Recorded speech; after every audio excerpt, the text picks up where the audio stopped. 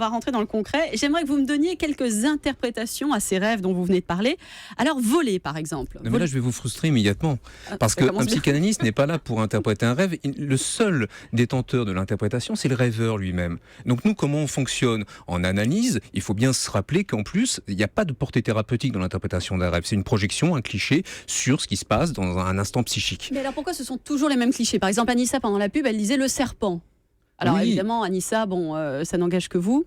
Non, mais on dit que le serpent, c'est lié au sexe. C'est vrai non, ou pas forcément. Tout dépend.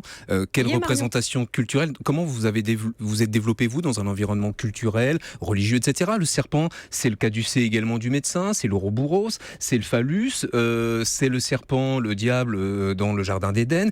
Et il n'y a que c'est connoté quand même. Oui, c'est connoté. Et puis également, si vous avez vécu enfant une sorte de traumatisme, confronté à une vipère ou un serpent, forcément que ça peut se représenter à un moment donné. Double sens. Anissa, j'essaie de vous aider. Alors, je sais que j'ai bien compris ce que vous m'aviez dit, mais par exemple, se retrouver nu en public, ça aussi, c'est un rêve très, très récurrent. On est nu en train de passer notre bac, ou dans la rue, ou... Oui.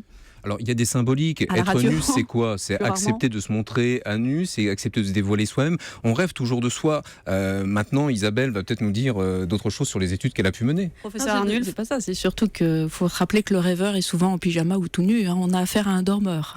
Il peut intégrer ce qu'il y a dans son lit, dans son rêve. Je n'avais jamais pensé à ça. Ben, bien sûr, vous avez des paralysies. Les paralysies qui sont très fréquentes pendant le sommeil paradoxal. On est paralysé pour le coup. Quand le on veut dormeur est sortir paralysé d'un rêve et qu'on n'arrive pas à bouger, qu'on est enlisé. C'est une paralysie du sommeil, donc vous avez un petit noyau dans le bas du cerveau qui est en train de bloquer la moelle épinière, comme s'il curarisait les muscles, et on ne peut pas bouger. On ne peut pas réellement, même en sommeil paradoxal. Donc que le corps, le cerveau perçoive un petit peu ce qui se passe n'est pas si surprenant que ça. Donc il ne faut pas aller chercher non plus je ne sais où. Quelle interprétation on a affaire à un dormeur.